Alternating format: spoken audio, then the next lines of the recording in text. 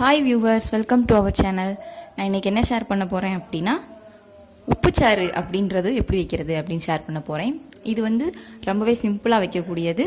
இதுக்கு தேவையானது என்ன அப்படின்னா கருவாடு வச்சு தான் இது வந்து பண்ண முடியும்.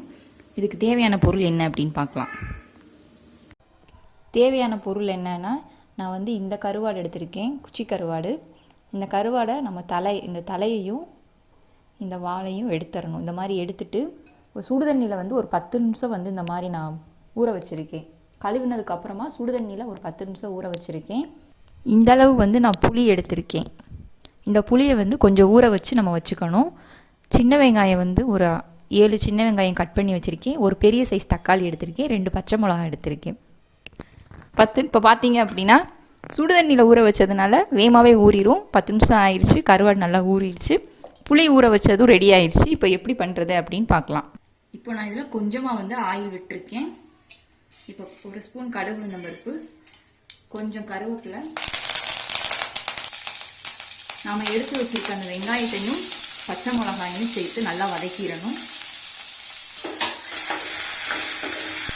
நல்லா வதங்கிருச்சு. இப்போ வந்து தக்காளியும் சேர்த்து நம்ம நல்லா வதக்கிக்கணும்.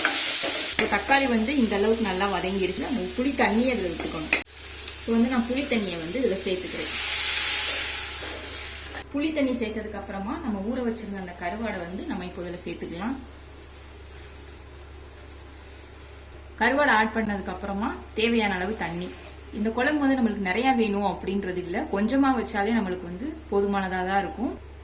காரத்துக்காக நம்ம ஏற்கனவே பச்சை மிளகா சேர்த்துருக்கோம். இப்போ நான் லைட்டா பாருங்க கொஞ்சமா வந்து மிளகா பொடி சேர்த்துக்கிறேன். அதே மாதிரி நிறைய மற்ற குழம்புக்கு சேர்க்குற அளவுக்கு நம்ம மசால் பொடி சேர்க்கணும்னு இல்லை, அதுலேருந்து ஒரு பாதி அளவு வந்து மசால் பொடி சேர்த்துக்கலாம். நான் வந்து 1 ஸ்பூன் மட்டும்தான் ஆட் பண்ணியிருக்கேன். இப்போ தேவையான அளவு உப்பு. குழம்பு வந்து நல்லா கொதிக்கட்டும். கருவாடு வந்து வேகிறதுக்கு ரொம்ப நேரம் ஆகாது. நம்ம அந்த மசால் வாடை போகணும் அப்படின்ற அளவுக்கு வந்து குழம்பு கொதிச்சா போதும். ஒரு 5லேருந்து 7 நிமிஷம் வரைக்கும் கொதிச்சதுக்கப்புறம் நம்ம இறக்கிடலாம். இப்போ வந்து 10 நிமிஷம் ஆயிடுச்சு. நான் 7 நிமிஷம் வரைக்கும் தான் கொதிக்க வச்சிருக்கேன். உங்களுக்கு கருவாடு இன்னும் வந்து வேகாத மாதிரி இருந்துச்சு அப்படின்னா ஒரு 10 நிமிஷம் வரைக்கும் வச்சுக்கலாம். இப்போ நான் வந்து ஆஃப் பண்ணிடுவேன். இப்போ நான் வேற ஒரு பாத்திரத்துக்கு மாற்றிட்டேன்.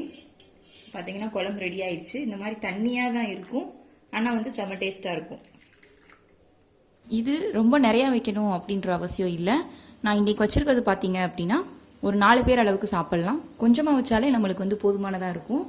இது எதுக்கு சூட்டபிளாக இருக்கும் அப்படின்னா, சூடான சாப்பாடு நல்ல சூடாக சாப்பாடாக்கி ஊற்றி சாப்பிட்டோம் அப்படின்னா டேஸ்ட்டாக இருக்கும். அப்புறம் வந்து கேப்பக்களி சாப்பிட்றவங்க இந்த மாதிரி வச்சு சாப்பிட்டா நல்லா இருக்குங்க. ட்ரை பண்ணி பாருங்கள். நெக்ஸ்ட் வீடியோவில் வேறு ஒரு டாபிக் ஷேர் பண்ணுறேன். பாய்.